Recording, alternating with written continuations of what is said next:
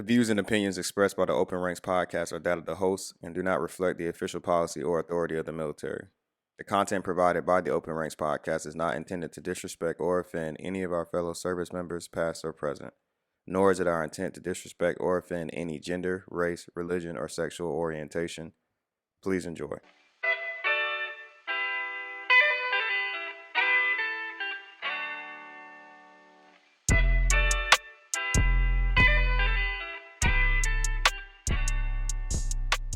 Welcome back to a special edition of Open Ranks. This is episode 3, and I'm your host, Henry Paul III, and I'm joined by Caleb Postel, Walter Cooper, and today we're going to be introducing our first guest. But before we do that, Caleb, how you feeling, brother? Cool, man. It's cold out here. It's cold. Cold, cold. Whole world's feeling that. Walt, how you holding up? Shit, I'm maintaining, man. Everything straight. Word, word. Yeah, I guess it would be more than appropriate to send some love out to Texas. Let them know that we are thinking about them as they're facing a unforeseen catastrophe with the snow and the cold climate that's hit their area that doesn't normally affect them. Our guest today is a guy that we know really, really well, but I wanted to use our platform to provide an opportunity for everyone else to get to know him, especially his fan base who haven't heard from him in this manner. Especially if you've been rocking with us for the first couple episodes, you've probably noticed a difference in the music for the intro to our show. It's because this guy, our next guest, he blessed us with some of his talent. So, welcome to the show, the future multi-platinum recording artist, future infinite number of Grammy nominations and trophies, Gary Jones, also known as Champ Adam. What's up? What's up? Champ Adam the Don, the only one. I'm here. Champ, the champ is here. God's blessing. Competition is a sin. I ain't say it first, so why you stressing? I'm here. This ain't What's up? this ain't sway in the morning, brother. Hold on. My boy. Boy came with it, didn't He did. He we was so here. ready for that. He We came out the here. tunnel ready. We here. I want to say one thing before we get to you, Champ, that the importance of this episode to me, and I'm sure it will be for a lot of people, is that, people come into the military and aren't sure how long they're going to stay because they know they have other things they want to do. But once you get stuck in this business, it can be a little hard to make it out. I think your story and the space that you're in is an incredible testament to making a plan, believing in yourself, and sticking to that plan. Because I know whenever I used to vocalize that I didn't want to stay for a full 20, or whenever I heard other people vocalize that they didn't want to stay for a full 20, sometimes in that military space, there's a lot of negative energy or thoughts pushed in your direction, like you need to stay in for the full 20, you're being dumb. There's nothing out there on the outside of uniform for you. So for you to make that decision to get out still, despite probably hearing a lot of that yourself, I think that's going to be a good thing for a lot of people to pay attention to and learn from. But let's get this thing started, man. Introduce yourself, first and last name, your hometown, and then why you originally joined the military. For sure. Yeah. Gary Jones, born and raised Raleigh, North Carolina. Just really joined the military just to get from underneath my mom. I knew that me being underneath her, working some dead end job wasn't really, the route I wanted to take right after high school. And I knew my grades wasn't good enough to get into college. So I was like, well, I got to do something. And the military seemed like the only feasible option for me. So, yeah, here I am 6 years later. Worst decision of my life. Okay, wait a minute. Wait a minute. Worst no, decision of no, your life. I'll just We play. gonna get to that. We gonna get to that. We like to go back to the very beginning of time when we're starting off, like this with our guests, to give an opportunity for them to share what basic training was like for them. For those who've already been through it, you kind of know, but for other people who are new to this space and kind of listening to hear what the military is like, basic training can be a huge kind of culture shock, and it's designed to be. You're taken out of an environment that you're put in lockdown for 2 months, no cell phone, extenuating long hours of work. You start your day off running a bunch of miles and doing push-ups, sit-ups, and after that, you're in a series of classes and a series of activities, kind of getting you indoctrinated into the military process. So all in all, what was your best and let's go worst moment of basic training? Well, yeah, my best moment just to be able to say I was done with it. You know, For sure. graduating and just getting up out of there, and because realizing that they brainwashed us. They did. I'll never forget when my empty eyes told me, "Your family doesn't matter anymore. I'm your family, and you're here now." Okay. And I'm sitting here Okay. thinking like, what did I get myself into? Um, Right. but you know what I'm saying? And but that's just how they are. That's just what they're supposed to do. Um, but yeah, so I'm so glad that that's over with, and met a lot of good people. Wish I kept in contact with them, but it was a good experience for sure. The worst experience, I would say, and I'm pretty sure a lot of people have the same experience, is I pissed on myself the first night, the very first No, night. I will not say. I hope that a lot of people did not have that experience because I refuse to accept that I'm as a sure a valid. lot of people, and we'll Uh, do a poll. We'll do a poll upon the release of this episode. One of them IG stories where people get a chance to vote. I know a lot of people, after having to drink 8 canteens or more I'm to not. stay in line with that See, hydration chart, no. probably had an accident or two. And it's okay. It's okay No, it because is not okay. Hey, listen, we gonna find out with this poll. I'm sure we ain't the only ones. yeah, I That know just we give me not. more. That'll give me more people to judge. that's That's That's fine. crazy. fine. That's If that's how you that's want so to live your unfortunate. life, people out here being honest and expressing themselves, and you want to Shut judge them your for it. pissy ass up. Oh, okay. All right. All right. That's That's all fine. right. That's all right. That's all right. We When we we here to tell the story. That's when you tough. when you 60 can't hold your bladder, don't come to us for help. Don't come to us Mm, for help. 60. Nigga I hope outnumbered. I don't Fully lose. I outnumbered. don't lose battle control by 60. God damn. Well, you know. But the story goes, yeah, so it was the first night, and of course we're in formation and we're waiting to get drug tested. And so I'm sitting, well, not sitting, I'm standing in formation, and I'm like thinking to myself, dang, I really gotta go to the bathroom. But do I say something? Cause this MTI that we had, he was like real legit and real strict and just real loud for no reason. So I was like, I didn't know if I should say something now, but it got to the point where I was like, I gotta say something because I gotta go, because I ain't about to piss myself in front of all these dudes. At least that's what I thought initially. Um, and so he's getting on me talking about you don't need to be talking and you gotta wait your turn, this and that. And I was like, okay. So a couple minutes go by and the line finally started moving for us to get into the building and take the test. And I'm like, okay, I can't even wait. I gotta skip all these people and I gotta get to this goddamn bathroom. So they realized, after me dancing all over the place, can't stay still, that they allowed me to skip the line and get in front of everybody. And of course, somebody has to walk with you and watch you pee in the cup or whatever. And I'll tell him like, look, I got to pee, so I'm running. And he's running with me. And we get to the stall, and it's already coming out on my shorts. It's already like a little stain on my shorts. So I'm like 4 feet away from the urinal, and I just whip it out, and he kind of backed up like, whoa, what you doing? And it's spraying all over the place, and I got it under control. But yeah, that Dang, was a I ain't crazy never sprayed piss. that was a crazy moment. I don't think I ever forget that. But probably the worst moment for I will sure. say you are alone in that. I did not fire hydrant anybody uh, A in all of spray, brother. my attempts to get to the bathroom quickly. Yeah, that I won't even say who you got that in common with. But 6 years, man. What is the Wow. current AFSC that you've held, and how have you felt about occupying that job for the past 6 years? uh, my FS SE is 2T2, which is aerial transporter. Um, it's how I met Gotti and our other friend Q. We had the same job and was actually on the same shift for a short period of time, and they end up splitting us up for whatever reason. I found that as a coincidence as time progressed, and I go to other sections and talk to other uh, black airmen as well, and they said the same thing. Why they keep splitting us up and this and that, and we had no answer, and we didn't know why. Yeah. You know what I'm saying? So that was kind of a thing that tend to think about. Um, but the job was cool. Job was cool. It's a fairly simple job. For those who didn't hear Gotti's explanation in the first episode, in the simplest terms, we just load aircraft. We build cargo on these pallets, and we load aircraft, and we support, any mission across the world. Ranging from humanitarian missions to wartime missions. So saw a lot of different things in the 6 years that I was doing the job, and it was cool. I had no complaints about it, except the weather. That's probably my biggest complaint. It's working in 90-degree weather and 20-degree weather is no, no. I can't do that no more.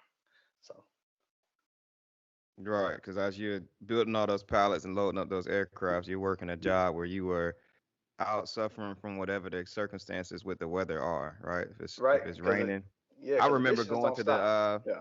Yeah, I remember going to the flight kitchen when Deja used to work over there off the flight line and watching Gotti work in the rain.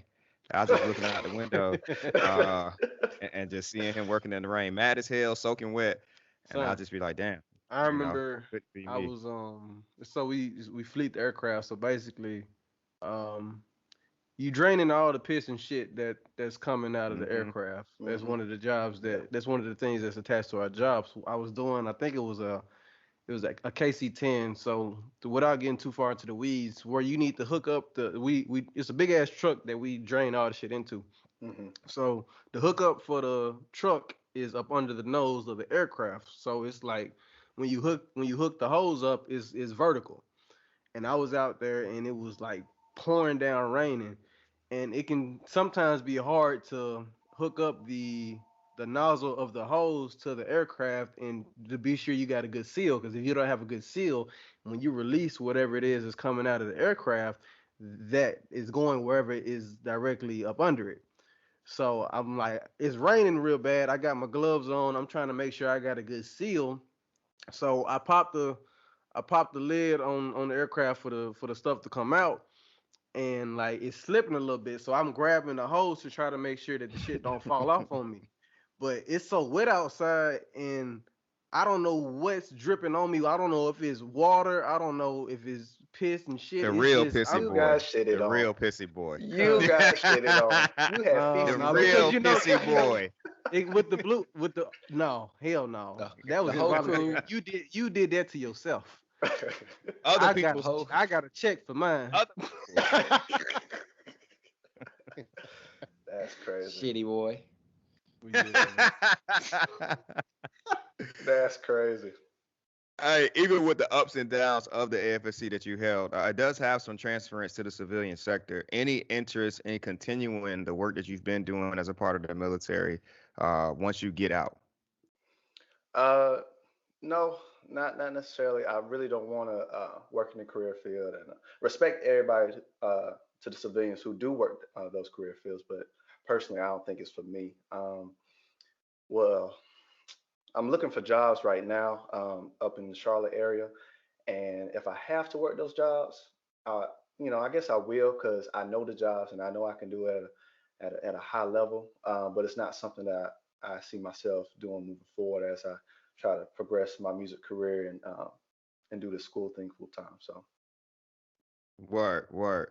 And then, so what were some of the obstacles you feel like you faced as a black man in the military, or any other struggles that you might have encountered along this journey as a black man in uniform? I know in the first episode we kind of talked about the highs and lows of being black as far as the culture, and you kind of touched on in your original answer that they don't seem to keep your black coworkers together.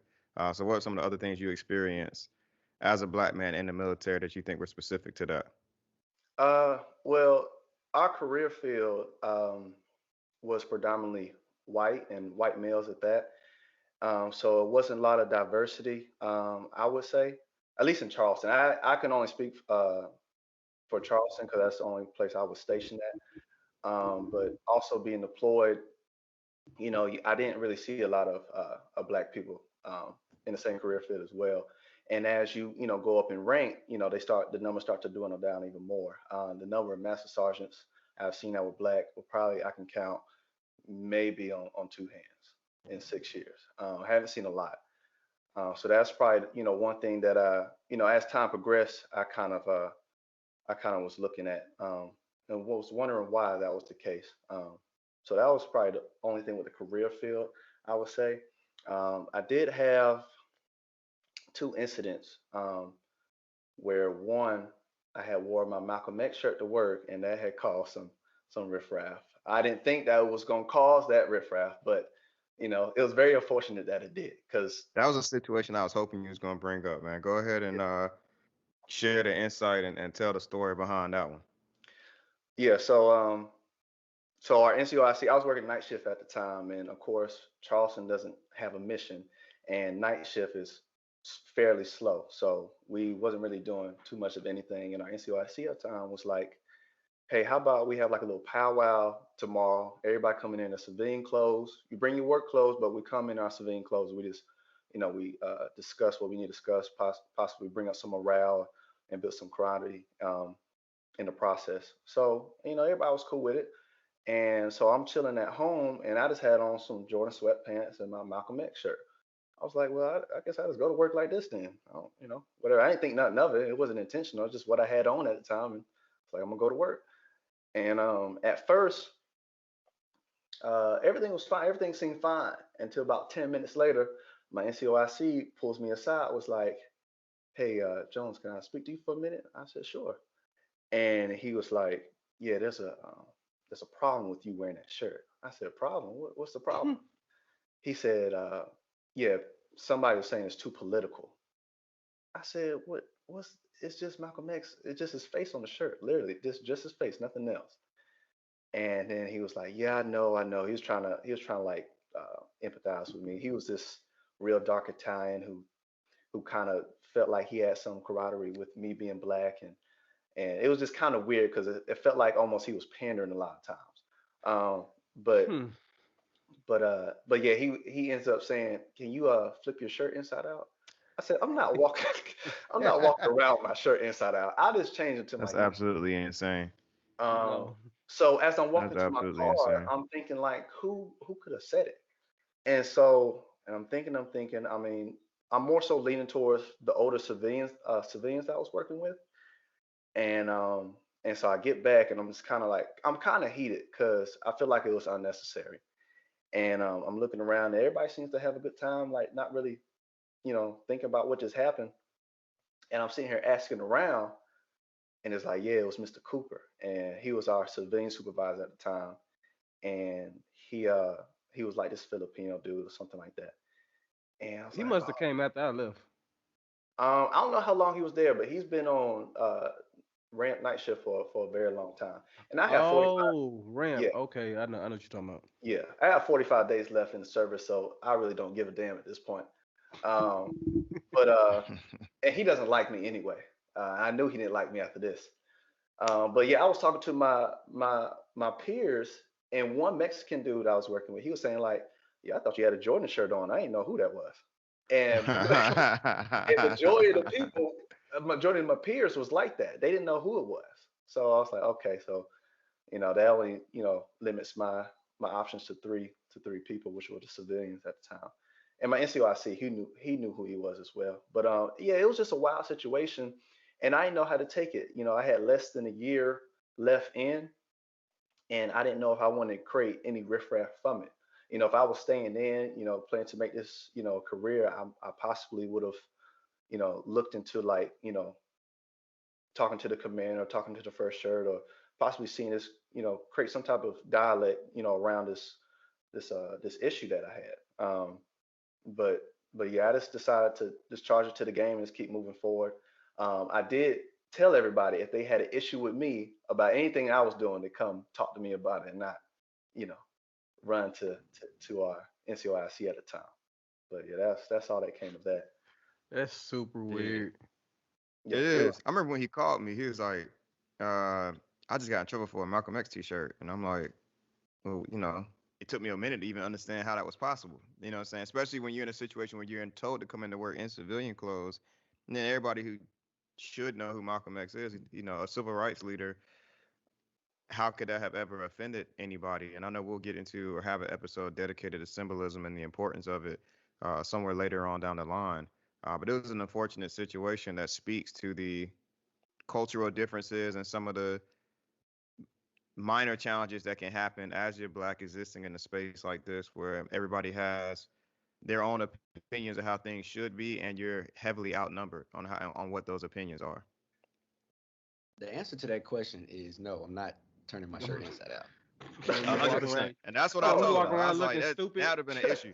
Yeah. Like, you Yeah, that walking would have around been an looking stupid issue. because somebody else feels some type of way. No. I couldn't No. believe you I'd have, said I'd that have with a went out straight to their face. cars and started pointing out bumper stickers and everything else. It'd have been a real problem had that been me. But, 100%. Jones handled it the And manner they that all he got them. felt. Yeah, they all got them. Yeah, on their desk and everything too. I'd have been acting the ass in there. Mainly because you just leave people alone when you know they're not doing anything that's of any offense to anybody. Just leave people alone.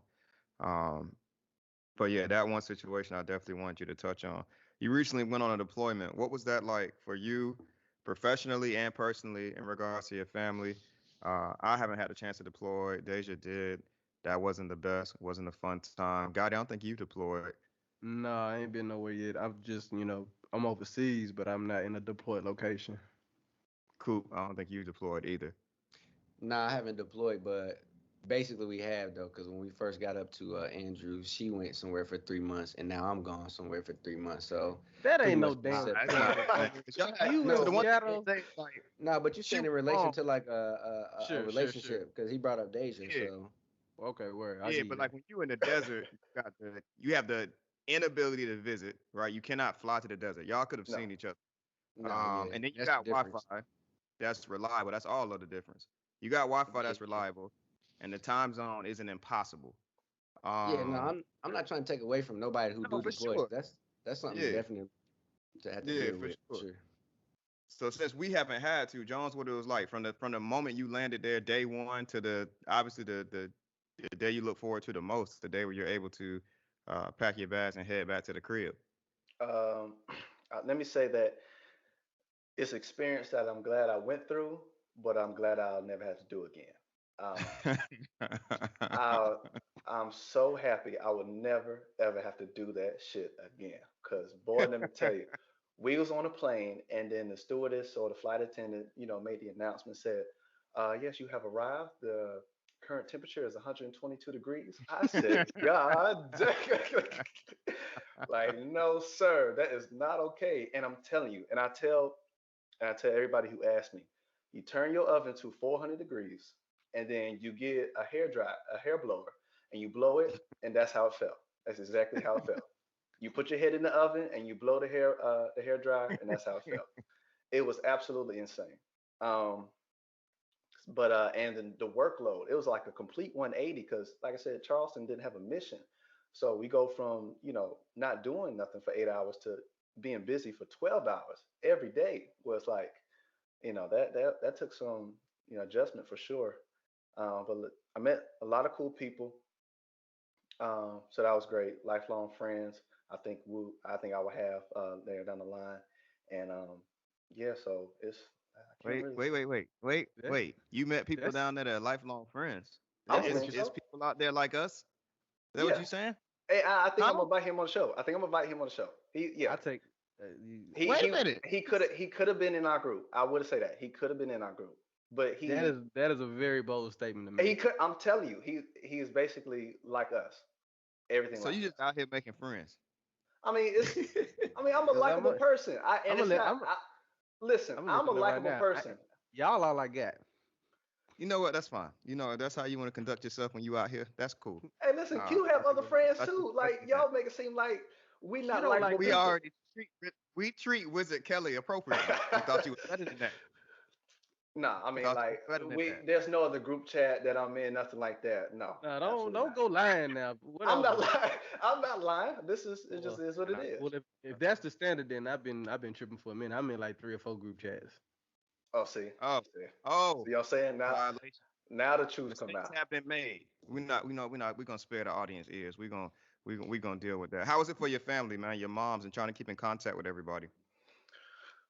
It was it was decent. Like I said, the time difference was 8 hours. So I'll be in the middle of the day while they just be getting up, and that just be like okay, I'm already been working 5 6 hours, so I'm tired, and then they just starting their day, and so just communicating was a little rough, but I got to a groove um, later down the line, and then I end up getting lucky and getting a room by myself for 4 of the months out of the six that I was there, because it's usually 4 or 5 to a room, grown ass men, in like a box, and that was just completely unacceptable. I couldn't believe the Air Force allows that, but hey, that's just my opinion. Um, but yeah, it was difficult, definitely because I was missing my daughter every day, and she's 3 going on 4, so she's growing every day. She's you know riding her bike and talking Shout out to more. And Lily. shout out to Liliana, the heir to the throne as of right now. Um, but yeah, so that was difficult seeing her, and then and then the mother of my child, having her to take on that load. Um, of being that single parent as of right now, and it's only so much I could do, being 7,000 miles away. So it was kind of hectic for her, and plus, all that she got going on. So it's not but respect and kudos for her for doing that, because I know a lot of people couldn't do it. So Shout out Mm-mm. to Nick. Mm-mm. yeah, Shout out to Alexis for holding it down. For Liliana, no, it is a challenge on both sides. Whether you're the one that's gone or whether you're the one that stays home. Um, 5 people to a room. You had what, public restrooms? Like you had to go shower in like a specific venue. yeah. So I had to walk from my dorm to the bathroom, which is it could range from like a 1 minute walk to a 5 minute walk, depending on if the bathroom was working or not. And the bathrooms did break down, and they was being occupied by the OCNs, which were the natives that was working with us, and they had their own practices, of course, which I didn't know at the time. And I took the time to learn, and they was getting ready to pray and doing, like I said, doing their practices, and they took up majority of the bathrooms, which is fine. But like I said, you just have to walk somewhere else and do your business. So that wasn't fun when it was super cold, because it does get super cold in the desert, contrary to popular belief. But Hmm. Especially when that sunset. yeah, for sure. So For sure, for definitely sure. crazy. Uh, so you deployed kind of the tail end of your contract. So with that being spoken about, you had the Malcolm X T-shirt kind of speaking into how hard it can be to kind of exist and find familiar spaces. What is it that kind of led to you choosing to walk away from the uniform? Well, I kind of knew early on that I didn't really want to make this a career. I just at first I didn't know what I wanted to do. Um, I used to tell people that I would go to school and pallets chase and had all these different answers, you know, for about 3 years or so, halfway. And then I stepped into this doing this music thing, and I knew that this was what I was going to do. And to do the music fully, I have to step away from the military completely. So, and it got to the point where, because I was at first, I was kind of scared to let people know, especially like older people, when they asked me what I was doing when I got out. And it's kind of hard to let your pops or like your uncle or whoever know, like, hey, I'm getting out the military to be a rapper. You know what I'm saying? I just wasn't confident enough. But once I start to evolve musically, I'm like, okay, I see that I can take this somewhere. And I'm like, okay, this is what I'm gonna do, and I'm gonna let everybody know this too. And I don't care what you say. So Respect. Yeah, that's dope. I remember if I'm let me think. I remember we were at Coop's house. God, it was a little after you left. Jones had kind of made it aware to us or had shared with us that he was going to start rapping. Um, and he kind of sent us a No, snippet of his first song. I was still And there because I remember 18 and Over was out when I was there. I thought. I'm trying. No, I don't think so, bro. Because we were sitting in 17. Coop apartment, his second apartment, That and Mm. that came out. That came out. I think May of 17. Oh May of yeah, I was still there. 17. Okay. I had just left actually, like literally just left. Okay. So yeah. Word, yeah, yeah, yeah. So we sitting in Coop house. It's like me, Coop, Q Jones, and Jones shared that he wants to be a rapper, and Q plays the shit out loud. He had something on his phone that Jones had sent him. I don't know if it was 18 and over or not. But we sitting there. He like, Jones, what the fuck is this? and, and we listening to it, and this just goes to share. Obviously, Champ Dom is on iTunes. He's on Spotify. Please go check the music out. But when you first started and shared with us the music you were creating, and that you was gonna part ways with your current Your employment to your do that, paying we job. were concerned. Yeah, we were concerned. We were like, well, I don't know about that. I don't know about that. But then as time went on, you got a whole lot better. Cooper and I used to get off work and shoot over to the studio with you. And it was cool to kind of be into that process with you and see the different things you were going through. Shout out to Stunt. He always made that little studio feel like a home for all of Shout out us. to him. I remember bro Uh, used You to know, he used to text me over here and he send me some shit and I tell him like what I thought of it. He was like, well, I just understand that you don't really like my music, so I'm gonna just.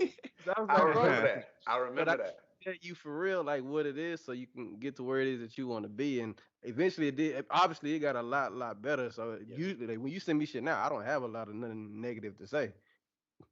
Yeah. to be honest, I think I think when when he first brought the idea to us, uh, knowing who Jones is and some of the trials and tribulations he done went through, it was kind of hard for us to kind of like and be full on board with it because we knew Sure, the steady check of the military was sure. gonna be there.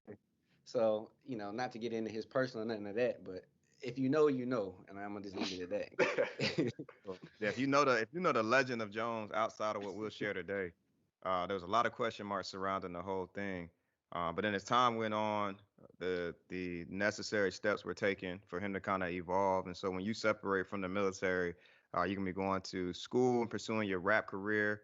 We're gonna spend a lot of time talking about your music on the back end of this podcast episode. So I'm gonna ask you first, what is the degree that you're pursuing? Yeah, it's music business. Music business. Okay. Get my degree in that. Yeah. Okay. Music business. Is that going to be something that's going to help you make that decision on whether you want to sign to a label or go independent? I heard, who was I listening to? I think I was listening to Master P. They had asked him the same question on whether a rap artist should go independent or be a part of a label. Oh, I remember And seeing that the interview. one thing he said, yeah, he was like, the one thing he said was, would you rather have a small piece of a big pie or just have your own small pie? Especially if from a marketing, outsourcing, advertising standpoint, that small pie is kind of set up to stay small. Right. Yeah. So definitely independent is definitely the move, especially in this climate that we're in. And any big artist would tell you, like if you ask them, they'll say you need to stay independent. If there's money to be made, you need to be making all of it.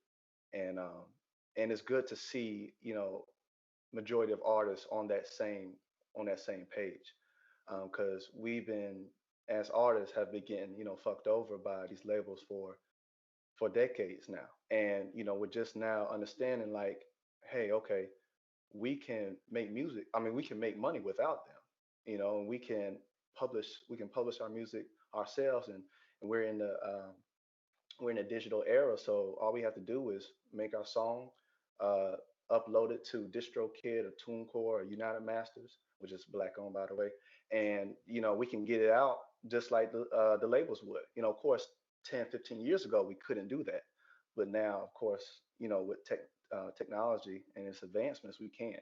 So, and you get all your money, you get all your royalties, 100%, and all you have to do is pay like an annual fee, which could be like $10, I think, for like TuneCore or something like that.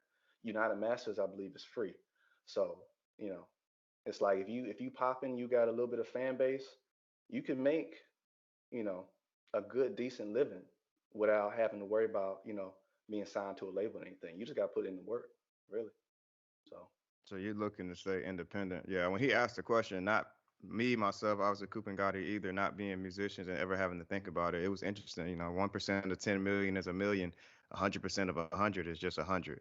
And so mhm. that's kind of the space that he was operating in, and says he takes that into consideration when he's making his deals. So we look forward to seeing what your independent journey, where that's going to take you. There's a lot of people out there doing it. Russ, Chance the Rapper is independent, I believe. Currency, it's a few people out there that are kind of holding it down for themselves. But speaking of your music, what got you into that? What got you into rapping? Well, it might sound cliche, but I was always writing raps as a kid. I remember performing raps for like the little talent shows in middle schools and stuff like that, and didn't really think anything of it. I just and they wasn't really that good, but What people what liked them. songs was you doing? What songs was I doing? I mean, I was just like writing like random rhymes. It's just Oh, you was performing your own music. yeah, yeah, Oh, yeah. okay. And if I look hard enough, I could find my composition notebooks of these rhymes and stuff. And it's like it's pretty cringing to read them now. But yeah. So I've been wanting to do this a very long time. Been taking it seriously for about 3 years or so, three and a half years now. So yeah, I feel like I've always been musically inclined, listening to all the oldies, of course, from my parents playing in the house, and it's going from there. You get like a wide range of music, and you can't go wrong going from Al Green to 50 Cent or wherever the case might be. Um, so, For sure. Champ Adam, your stage name. Tell us a little bit about that. What does it mean? well, the chant part. I just see myself as being a champion, as being a winner, overcoming obstacles in my life that didn't defeat me. So I see myself winning in life still, and that's just uh, my optimistic views on it. The Adam part is actually I wanted to find something that could have a little more meaning because I done went through about 4 or 5 different name changes. I felt like I kept champ for most of them, but I wanted like Mm-hmm. the second part to be like a little more concrete. And so I looked up African names, and Adam is East African, meaning God's blessing. I was like, oh, well, that's kind of fire, so I'm just gonna go with that. And yeah, that's what it is, and the rest is history. What were some of those other names? Because I can't even remember. Uh, What were the things that you went against? Before Champ Adam, it was Champ Double XL. Before that, I remember Champ that one. it was Champ Tyron, which is Champ Tyron was a street where I started recording music with my homie in Raleigh. So I was like, okay, well, Okay. that's kind of cool. And then before that, I can't remember. I know I had a couple. I just can't remember off the top of my head. But yeah, those are the last couple that were recent. So I remember the first one. I can't remember what the first one was, but I didn't know what the hell it was or what you was talking about or what it meant. But I know I didn't like it. the first you talking about my first name? Yeah, the very first name. I don't know what the hell it was, but it didn't make no sense. Yeah, I can't remember. I can't remember off the top of my head, but I know it was probably something stupid because that was like the SoundCloud era, and that's we got like people named Lil Pump and shit like that. So like I'm pretty sure I was going off as, you Oh know, man. Hey, shout out Juice World. Damn, I'm really trying to think of it now. Yeah, the first one was something ridiculous. yeah, I would have to Hmm. do some research and possibly look back in like some old I did. emails. I really liked Champ Double XL. I did like that one. I don't know why. I It just did like rolled off that one the too. tongue real It, nice. it, it did, and Alexis has said the same thing, and a couple other people have said the same thing that they like that. But I just like I said, as far as like a staple, because I see myself like collaborating and being a sponsor for like Champion and Coach, and like what I'm saying, just doing those things. So I feel like I just needed like a more staple of a name. So Yeah. No, I like this one too. Yeah, I like this one a lot. It is the most memorable, and I like the second half of what it represents, especially with where you are, your spirituality and all the other things that you're interested in. I Mm. think it gives you a chance to really speak to all of the parts of you, and you share a lot of yourself in your music. So describe the music that you make. What is that creative process that you go through? well, anybody that asks me, I would tell them like you get a little bit of J. Cole with like a dash of like Kodak. You know what I'm saying? I know that not everybody likes a preachy rapper. Not everybody wants to be conscious all the time. Sometimes you just want to, get lit and just have fun and just vibe out a little bit. And I understand that, and because we all enjoy that type of music. So when I'm, making music, I really take a lot from those two as far as inspiration goes, and then I just go from there. Um, I usually it usually takes me a while to fully construct a song together, and depending on what type of song it is, I might do a lot of J. Cole listening, or I might listen to D Smoke, I might listen to Sheikah, I might listen to um, Corday, just those lyricists that have substance and that really flow like that. If I want to make like a lit song that like a party song, I might listen to Kodak, or I might listen to Lil Uzi, or somebody like that. So just depending on what I'm feeling and the type of music that I want to make. So Or that creative process is an interesting one, especially for people who I don't know. I think it's a lot easier to critique the final product of all the hours that somebody's put into something than it is to actually sit down and commit yourself to the discipline necessary to put all of those hours together. And that's for all the internet trolls out there. But now that you've kind of grown into your artistry, what would you say is something you've learned about yourself from your first project to the project that you just released? I would say that what I learned about myself is that I'm not there yet. I'm on my way, but I'm not there yet. I know my music is good, but it's not the level that will get me noticed by the industry. I know it's still a couple flaws that I gotta tweak, as far as my flow and my wording and my wordplay and just the quality of my music. Um, because when I make music, I tend to put all out my money and my finances so I can get that top tier sound, so to separate myself from everybody that's making music. But like I said, what I realize is I'm not there yet, but I'm on my way, so I'm evolving. So that's good. So that's just the motivation I need to keep going because I know that the third project is going to be better than the second, and so on and so forth.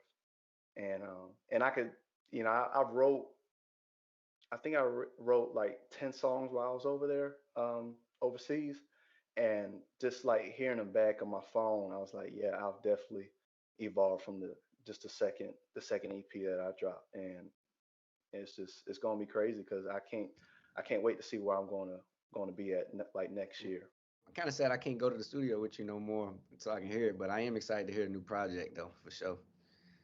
Yeah, Yeah, I was gonna say every time you send me something now, I can just hear the difference in like the base level of what it is that you had to present as opposed to what you was presenting at the base level a couple years ago. Like the raw excerpt of whatever it is that you want us to give an opinion on is a much better product than what it was. And just the hearing your different inspirations and the different sampling that you might use and the different wordplay and the different ideas that you had behind the songs, it's just gotten so much more complex up until this point. So I'm super excited to hear what you got next. that's much love.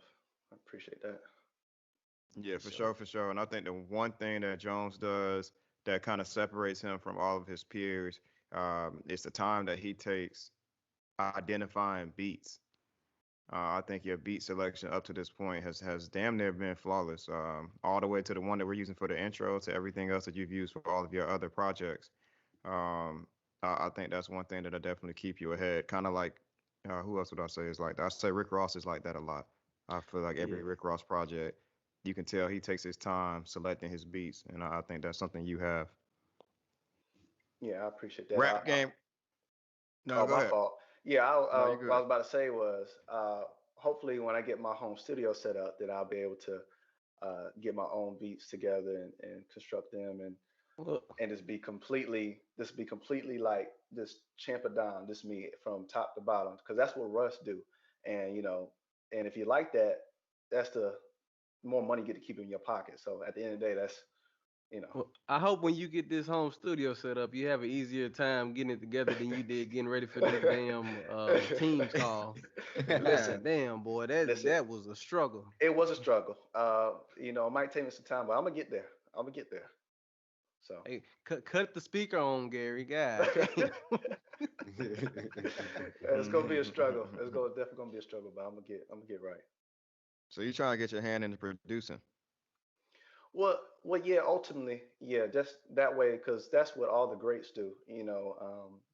All my favorites, Rick Ross, Cole, they produce their own tracks. They produce tracks for others. And if I could be in that position, I know I could be in my bag as well, and I know I could take, whether it be my artists or just artists that I'm collabing with to that next level. So yeah, I'm excited. I'm excited to see where I'm gonna end up, and the music business degree that I'm pursuing also kind of helps with that. All the musicians that take this major on, they say that they become a better musician after they get their degree, because it's different classes like ear training. Ear training is like piecing the uh, excuse me, like identifying the sounds by ear and then naming them and transcribing them.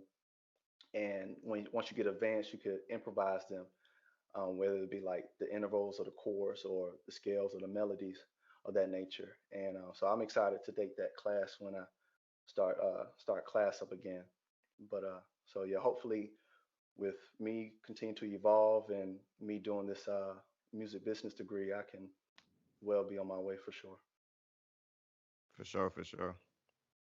So when you think about where music is right now, you talked about how much you put into your music when it comes to the beat selection. When we talked about your growth as an artist and the different things that you're incorporating with your wordplay, and your presentation styles and tactics. How do you feel about where music is at a whole? We always, always, always see on Twitter that battle between conscious rap and kind of like, we'll say rap that's more palatable, like that casual entertainment. I can just nod my head to the beat and enjoy it. So where do you, what's your state on the rap game right now, presently? It's always evolving. I think we all can attest to that. It's not what we hear now is not what we would have heard 10 years ago. And I believe Sure. that 10 years ago, 10 years later, it's not going to be where it's at right now. So it's just always in an evolving stage, and the sounds will always change. So I think being being a great artist means that you have to adapt to the times if you want to see longevity in the game.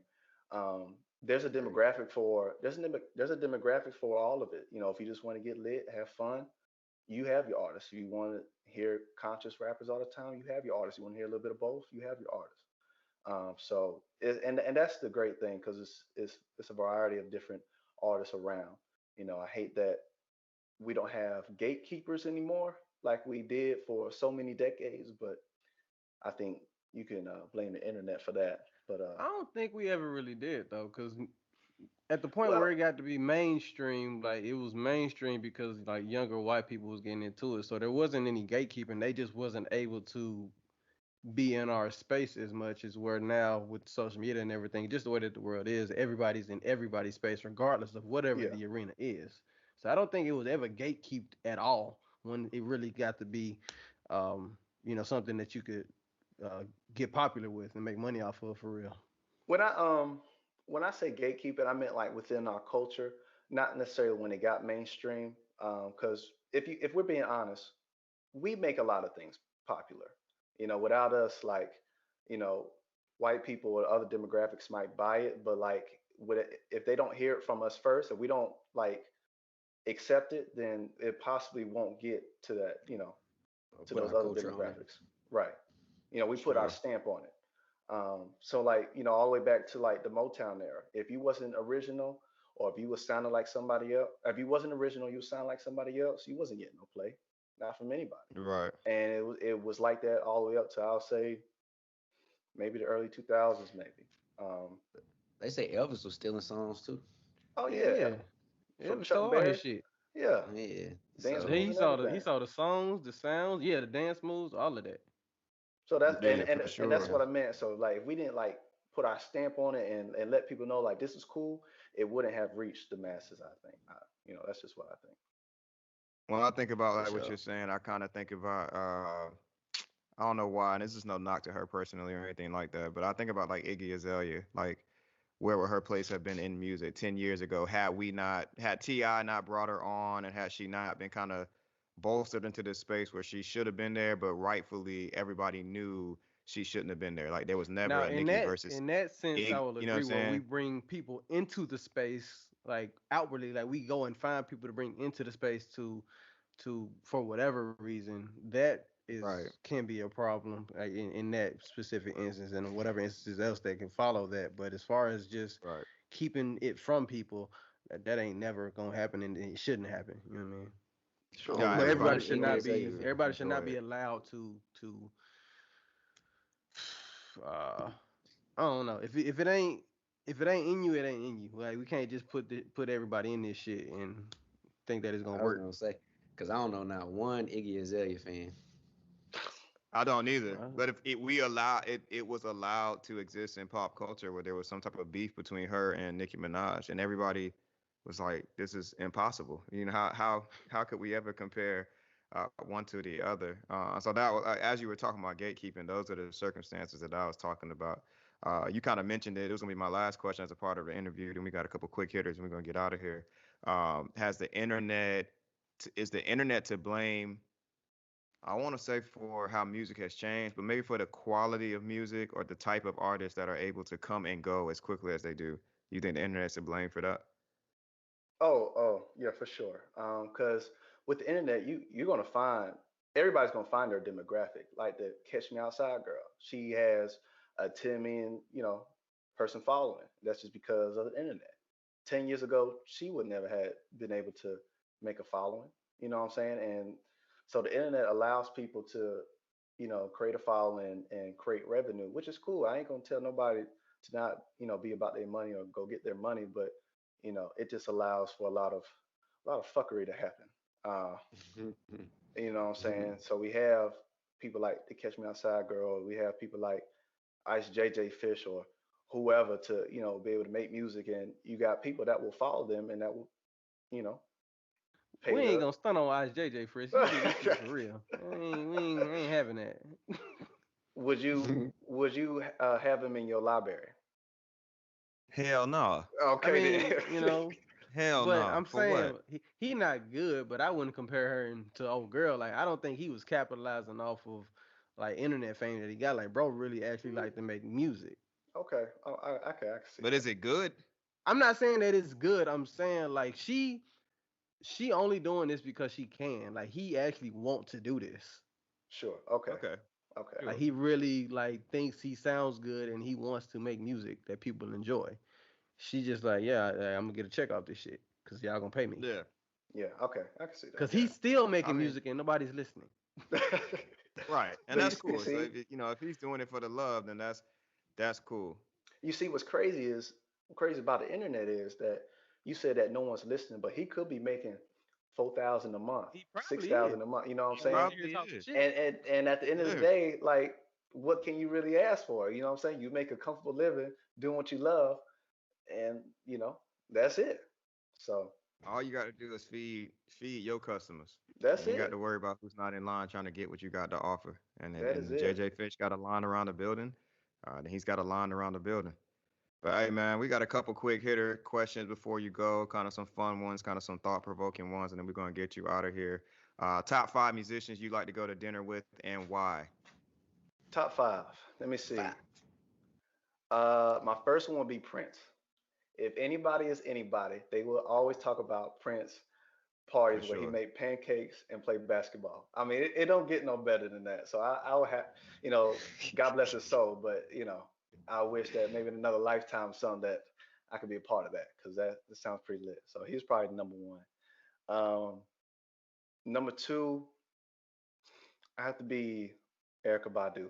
I feel like we just connect on a different dimension. I just something about her. I don't know. I gotta have a conversation with her.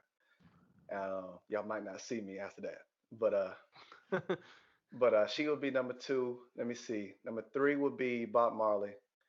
Um, he was just such an interesting brother, and just for the people, and it's his energy. I'm sure that it was exuberant. So I would love to have a conversation with him.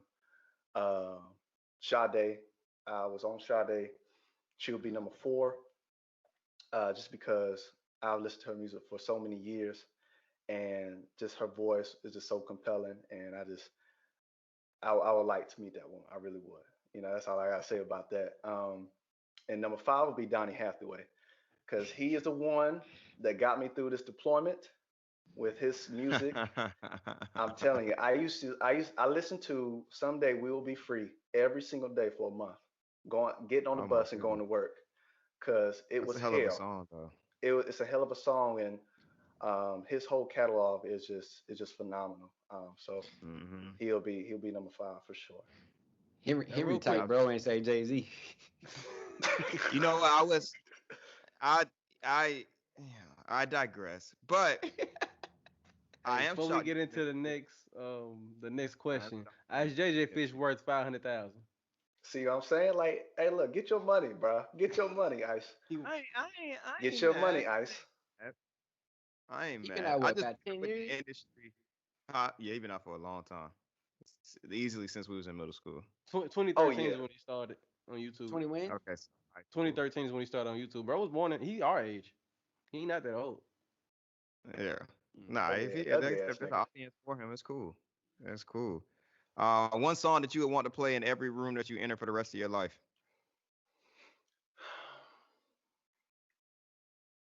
Guapole, closer.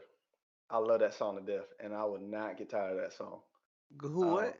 Go up, it's closer to Wow. my dreams. Now I'm Yeah, getting yeah, high. Yeah, yeah. yeah, that That's I'm song one is. that you sample. I am uncultured. Yeah, Drake. Yeah, Drake had a That's a song. sample.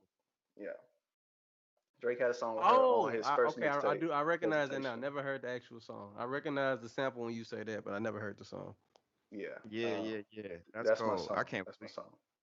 What's that Ross joint we used to play for bro whenever he came around? Oh man, Hustling. We play Hustler. hustling every time you enter the room. That's what I Hey, thought you was listen. gonna pick. Hey, listen. That too. That'll do it too. Word. All right. Well, parting message for your fans and everybody who's listening.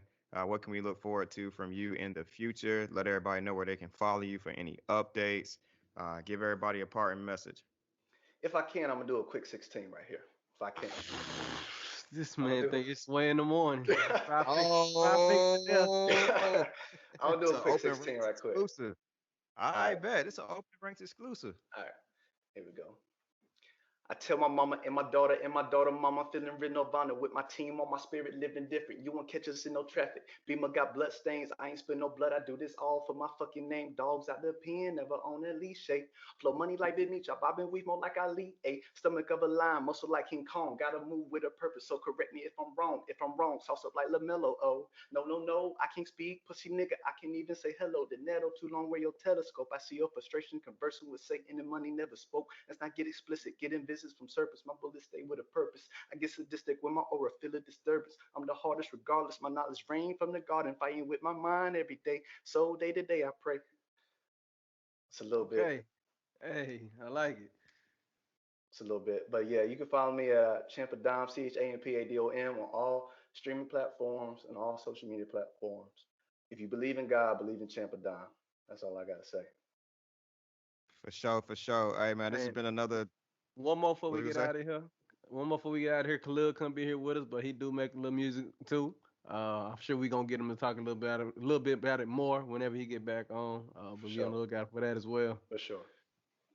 For sure. Shout out to him. As always, it's been another wonderful episode of Open Ranks, champ. Appreciate you coming by and letting us into the mind, into your artistry. As we look forward to hearing the rest of what you're going to deliver.